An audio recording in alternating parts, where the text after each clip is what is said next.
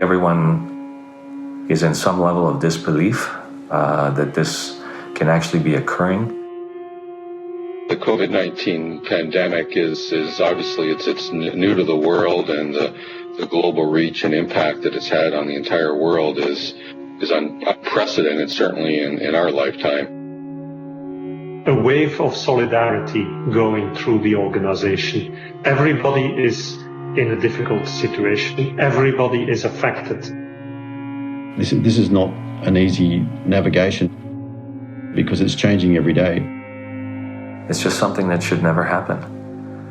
And I mean, that's all you think of up front. And so how do we manage that? How do we learn from that? How do we avoid that? Discussing the experiences, discussing the progress everyone is making so that we can bring each other forward.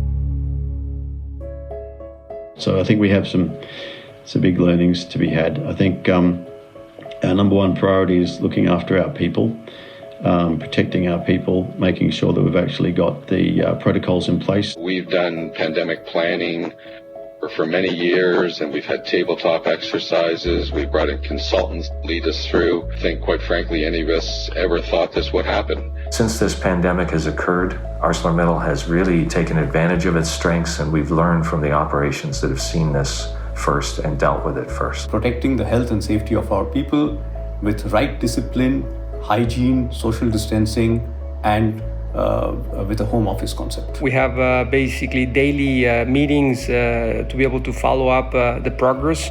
So we're working very heavily to make sure that all our people are safe and healthy. And we continue to work on an ongoing basis to improve the safety awareness and the safety behaviors of our people. I see so many people standing up, taking their responsibility, coming up with creative ideas about what can be done in order to care for each other. Like every good or bad time, even this will pass. And everybody's working together to be there.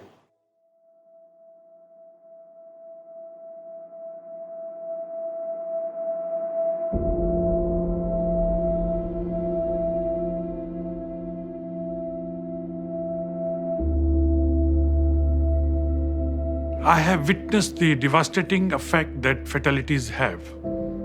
In 2007, I visited every family who lost a loved one in the tragic explosion which happened in our Kazakhstan coal mine and saw their grief firsthand. Knowing that their lives would never be the same again was truly heartbreaking. It is an experience that will stay with me forever. I got news of a fatal accident at one of our coke plants, and I saw this colleague who was there in person, and it completely shook me. Devastated. You can't imagine what the family and coworkers and friends are going through. Your brain splits in two because you've got a massive compassion piece for family, and you've got colleagues. It's just these are horrible events, and they're life-changing for everybody. There is the suffering of a community saying goodbye, see you tonight, and that tonight is never happening.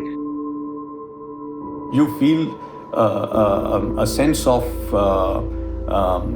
failure that you could not send that person back home. We need to do much more with identifying risks and correcting them proactively. When an accident occurs, we don't control the severity of it. So we have to go for zero accidents. We just have to. You only need one error, 1 second. If you distract yourself, you could have a fatality. There's never one single silver bullet to get to zero. Every employee is responsible for not only his or her safety, but those of their colleagues as well. Having the hard conversations with people, which we call about courageous leadership, which is saying, you know, it's okay in the middle of a job, if it's not working, to stop, get your supervisor, go back to the risk assessment and take 5 minutes, take 10 minutes. There's no blame. It's all about learning. It's about understanding how the heck did we get into that position, and let's never get there again.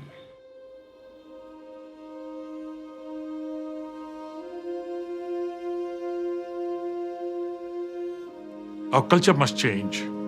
Safety must come first, and we have to look out for one another. When we see others undertaking unsafe practices, we must act. When I say safety is our top priority, I really mean it. Nothing matters more.